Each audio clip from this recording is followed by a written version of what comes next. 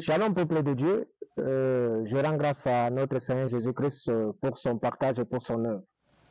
Je suis le prophète Daniel Boukam, votre humble serviteur. Je rends grâce à Dieu parce qu'il me permet d'être en ce moment au-devant de toi.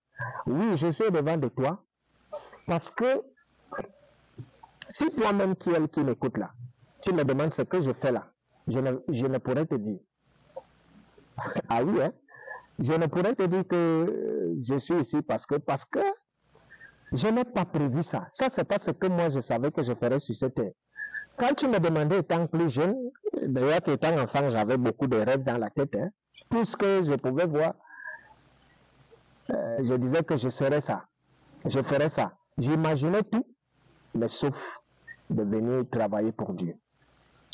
Je dis même dans mes scénarios, même dans mes histoires les plus folles, même dans mes rêves les plus fous, je ne m'étais jamais imaginé que je me retrouverais ici.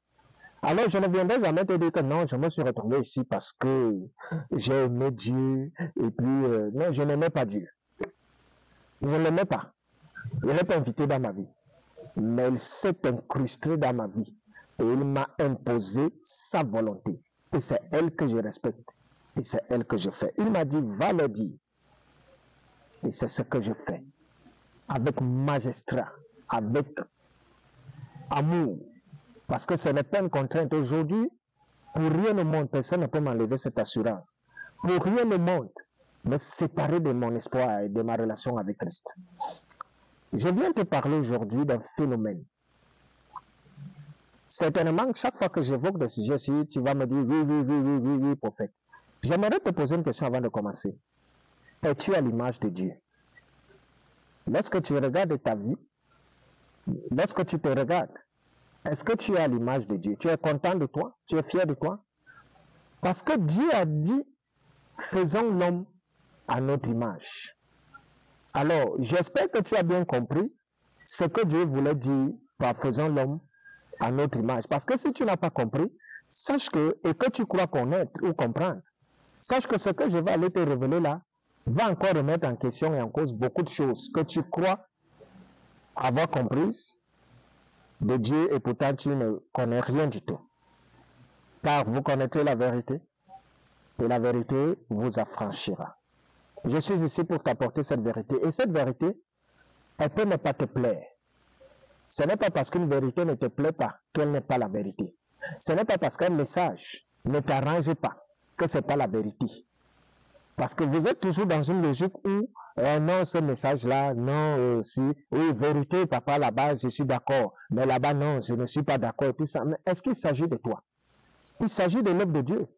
Par conséquent, quand tu écoutes un message, parce que ce qui me fait souvent rire, non, je ne suis pas convaincu, l'esprit ne m'a pas convaincu, je ne sais, attends, ce n'est pas de toi qu'il s'agit, c'est de Dieu. Et dans l'œuvre de Dieu, il peut s'avérer que si tu n'as rien compris, demande au Seigneur, ouvre-moi les yeux. Alors, si c'est réellement que ce n'est pas ça, il te montrera et il t'ouvrira les yeux. Cependant, j'écoute souvent tous les jours, les hommes se lever pour dire, nous sommes à la ressemblance de Dieu. Dieu a dit, nous sommes son image. C'est quoi être à l'image de Dieu? Nous allons lire le livre de Genèse, chapitre 1er, du 26e verset au 27e. En voici la teneur. Puis, Dieu dit,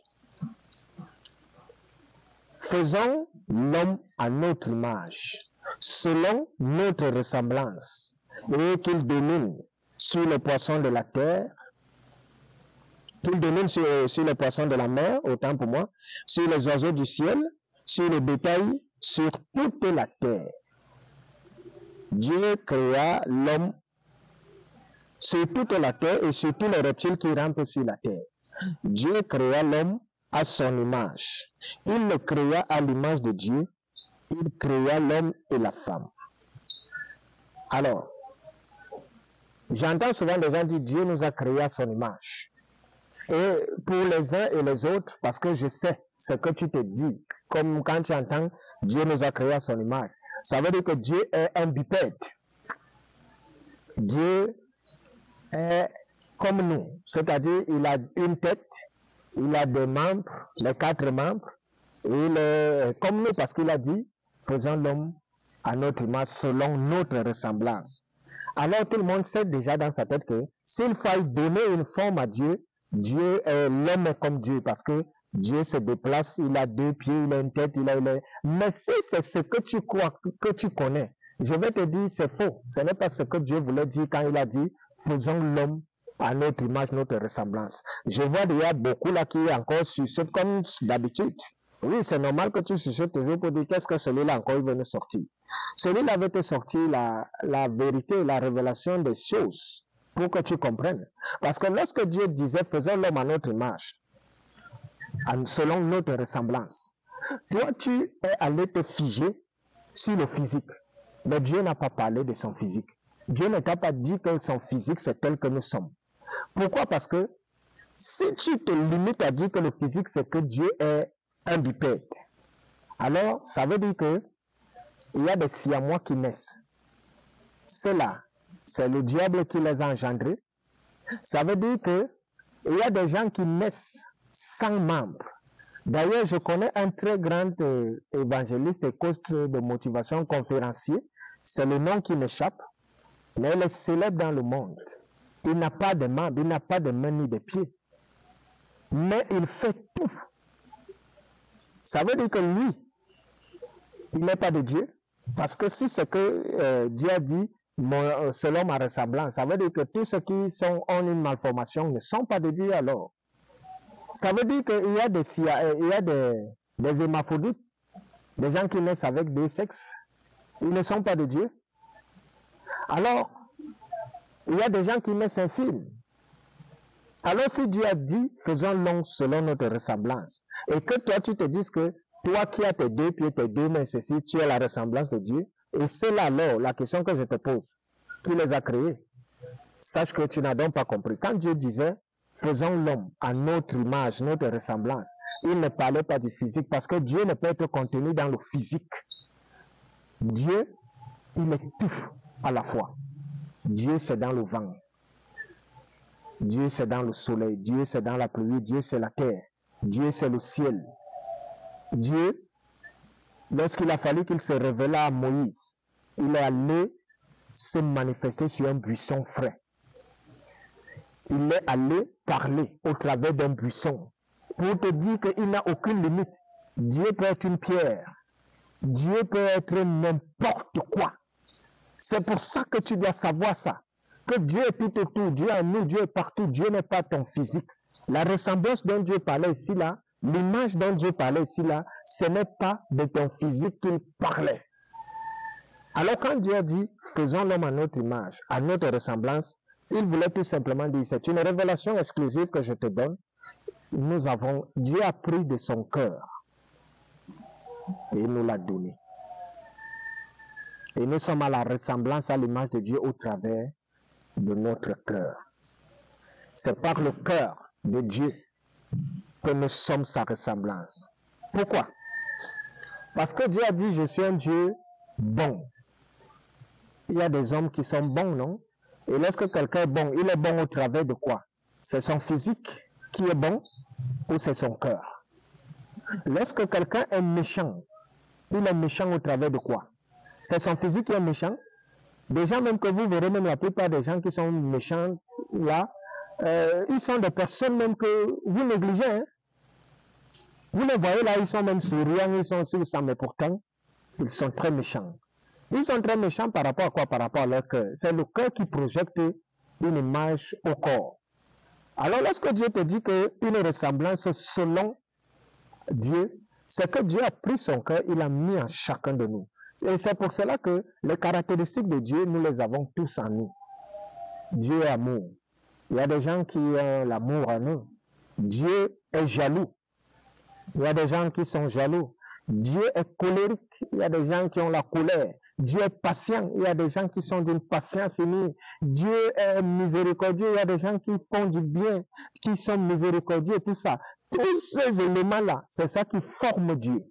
Ça n'a rien à voir avec le physique. Alors, lorsque Dieu nous disait, faisons l'homme selon notre ressemblance, il voulait simplement dire que je vais prendre de mon cœur et je mettrai en chacun de vous. Dans cela, je me retrouverai. Alors, la question que je viens te poser, es-tu à l'image de Dieu?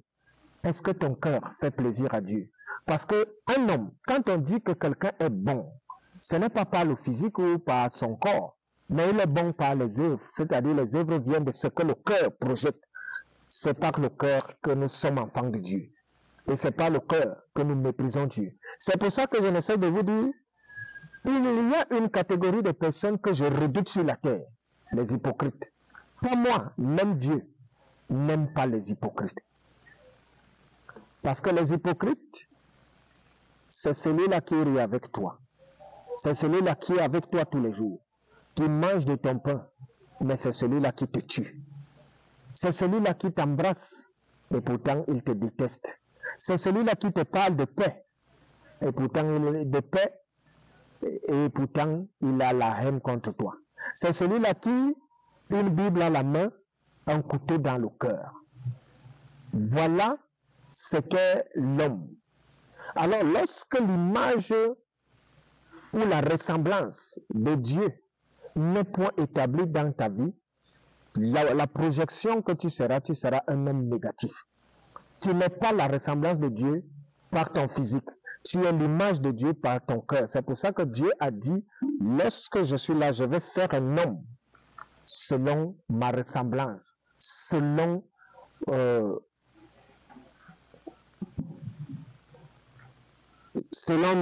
ressemblance, selon mon image. L'image de Dieu est en chacun de nous. Et cette image-là, c'est pas le cœur. Alors, j'aimerais encore te reposer la question. Es-tu un homme selon la ressemblance de Dieu? Es-tu à l'image de Dieu? Parce que Dieu, il nous a mis un cœur pour pouvoir nous aimer. C'est dans le cœur que viennent toutes les bonnes et les mauvaises choses. C'est dans le cœur que vient l'amour.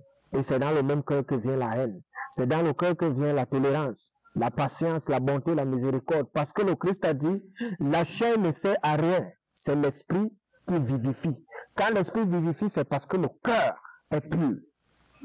D'ailleurs, le Christ a dit, heureux ceux qui ont le cœur pur, car ils verront Dieu. Tout juste pour ramener la ressemblance. Seuls les enfants de Dieu voient Dieu. C'est-à-dire, seuls ceux qui sont à son image se mélangent. Les esprits, quand ils arrivent quelque part, lorsque les esprits sont opposés, c'est la guerre. Mais lorsque les esprits se retrouvent, c'est l'harmonie. C'est pour ça que heureux le cœur pur. Un cœur pur est un cœur selon l'image de Dieu. Ça ne signifie pas que dans ce cœur-là, il n'y aura pas de moment où le cœur doit se fâcher. Ce n'est pas parce que tu as un cœur pur que tu ne te fâcheras pas. Ce n'est pas parce que tu as un cœur pur que tu n'auras pas de crise de colère. Christ lui-même a piqué une crise de colère. Lorsqu'il fallait chasser les vendeurs dans le temple, il les a bastonnés, il les a massacrés. C'était sans état d'âme et il était en colère. Mais pourtant, est-ce qu'il détestait ces gens-là quand il a fait? Non. C'était pour leur propre bien. Il ne savait pas. Parce que venir faire du trafic dans la maison de Dieu, devant la présence de Dieu, est synonyme de condamnation de mort. Et il est venu les sauver de quelque chose. C'est pour ça qu'il les a chassés, il les a bastonnés en disant, il est écrit, ma maison sera une maison de prière, mais vous faites de ça un tabernacle, un refuge de brigands et de bandits. C'est pour cela que je viens une fois de plus te dire, peuple de Dieu, sommes-nous à l'image de Dieu? L'image de Dieu ici n'a rien à voir avec le physique. L'image de Dieu est la représentation des actes que nous posons. Est-ce que ton cœur est pur? Parce que Dieu, quand il a dit, l'homme sera à mon image, selon ma ressemblance, c'est parce que lui, il est un Dieu juste.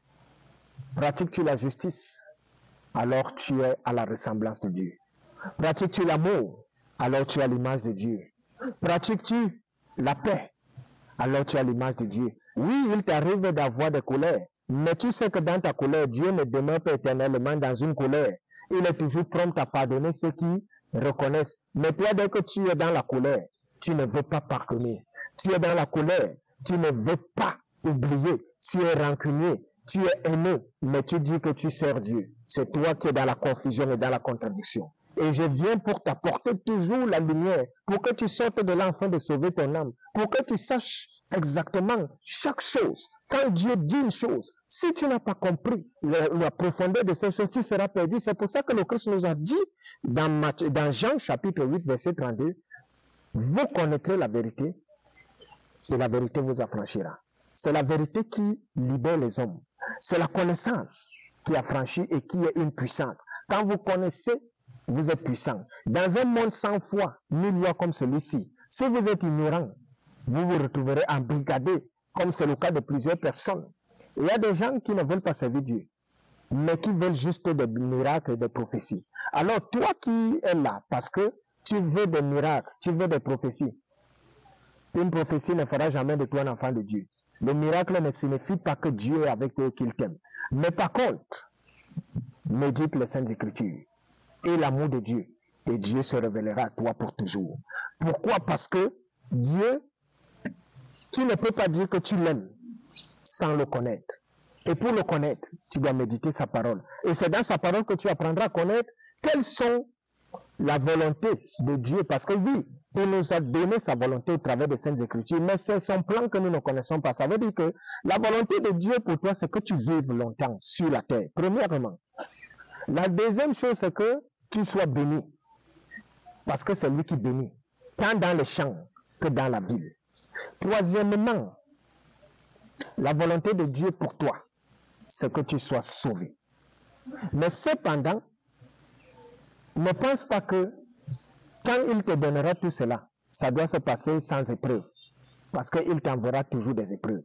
Maintenant, quand tu médites les Saintes Écritures, ça veut dire que tu sais déjà que les épreuves par lesquelles je passe, oui, c'est la volonté de Dieu, c'est le temps de Dieu. Alors tu n'auras plus jamais de pression. Alors tu ne promèneras plus jamais de regards inquiets. Les gens sont souvent inquiets parce que ils disent et ils croient connaître. Mais lorsqu'une épreuve vient là, c'est là où vous commencez à voir le réel visage des gens. Mais toi qui es enfant de Dieu, tu sais que ma vie sera parsemée d'épreuves. Je ne sais pas où Dieu m'amène parce que c'est le plan de Dieu. Mais je connais sa volonté. Et dans sa volonté, il me dit, voilà ce que je vais faire pour toi. Mais le plan de Dieu, il ne te dira jamais. Pourquoi? Parce que la seule chose que Dieu te montrera, c'est là où il t'amène. Mais il ne te montrera pas ce par quoi tu vas passer, où y arriver. Alors, peuple de Dieu, arrête de penser que être à la ressemblance ou être à l'image de Dieu, c'est par le physique que nous le sommes. Quand Dieu a dit, faisons l'homme à notre image, il a dit, prenons de notre cœur et mettons en l'homme. Et c'est le cœur qui fait de chacun de nous la ressemblance de l'image selon Dieu.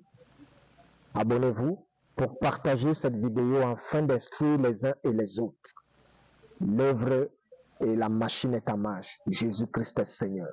Shalom à tous. Bye bye.